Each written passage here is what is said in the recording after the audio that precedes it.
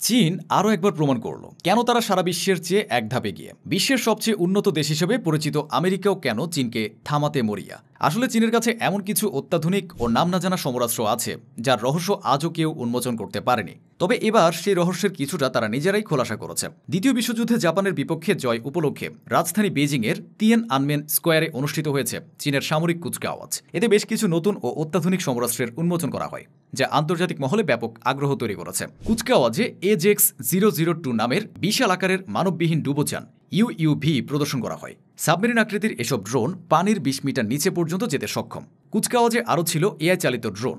চীন কৃত্রিম বুদ্ধিমত্তা AI কর্তৃক চালিত স্টিলথ অ্যাটাক ড্রোনও দেখিয়েছে, যা মানবচালিত যুদ্ধবিমানের পাশাপাশি উড়তে সক্ষম। এছাড়া ডংফ্যাং 5 ক্ষেপণাস্ত্র প্রদর্শন করেছে বেইজিং, যা আন্তঃমহাদেশীয় কৌশলগত পারমাণবিক ক্ষেপণাস্ত্র।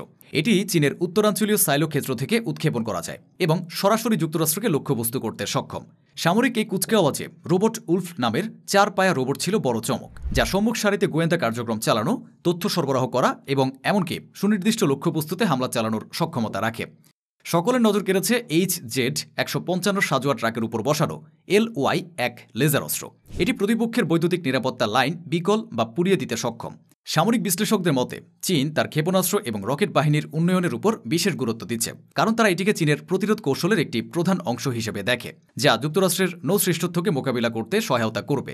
মার্কিন নৌবাহিনীর বিশ্বের সবচেয়ে বড় যুদ্ধজাহাজ এবং ক্যারিয়ার স্ট্রাইক গ্রুপ রয়েছে, যেখানে চীন এখনও অনেক পিছিয়ে। তবে পশ্চিমা প্রতিরক্ষা মহলে এখন এ বিষয়ে বিতর্ক চলছে যে এই স্ট্রাইক গ্রুপগুলো কতটা কার্যকর এবং কতটা ঝুঁকিপূর্ণ।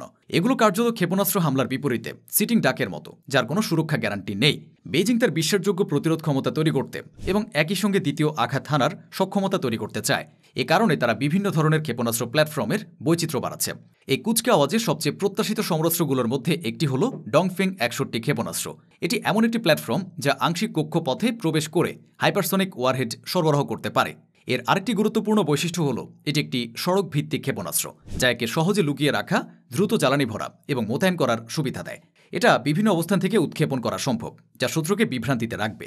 কুচকাওয়াজে প্রদর্শিত হয় 4টি নতুন সুপারসনিক বা antiship missile YJ-15, YJ-17, YJ-19 এবং YJ-20।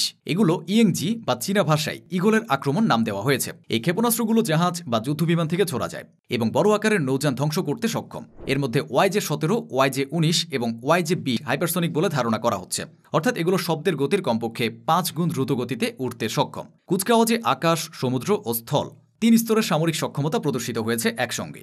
সর্বাধুনিক স্টেলথ ফাইটার জেট, অত্যাধুনিক ড্রোন, ট্যাঙ্ক, ব্যালিস্টিক ক্ষেপণাস্ত্র সহ নানা যুদ্ধাস্ত্রের সমারোহে একেবারে ভিন্ন এক শক্তিশালী রূপ দেখিয়েছে চীন। এদিন কুচকাওয়াজে অংশ নেয় প্রায় 10,000 সেনা। সব মিলিয়ে বিশ্বকে আধুনিক সমর শক্তির চমক দেখালো চীন। এ আয়োজনে নেতৃত্ব দিয়েছেন চীনের প্রেসিডেন্ট ও কমিউনিস্ট পার্টির প্রধান শি জিনপিং।